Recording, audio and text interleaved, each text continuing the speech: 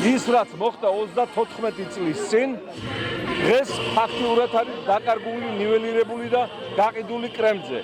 ის დამოუკიდებლობა და თავისუფლება სამწუხაროდ ახლიდან გახდა მოსაპოვებელი. ეროვნული მოძრაობა, ეროვნული ღელვა და ფეთქვა, ამიტომ გრძელდება რუსთაველის პროსპექტზე და უცებად ის გამარჯვება დამთავრდება, თუნდაც იმიტომ, რომ 34 წლის უკან არავინ არ გვიჭერდა ჩვენ მხარს, მიდიოდა მაშინ იმპერიის დაშლის პროცესი და ყველასთან ერთად საერთო პლანში განვიხილებოდით.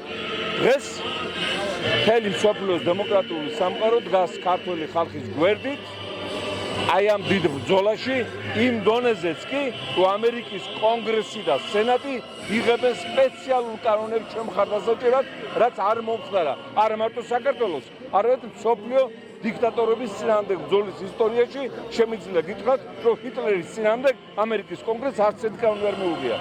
ეს კეთდება პირველად ივანიშვილის წინააღმდეგ, მსოფლიო დიქტატორთა გალერეაში.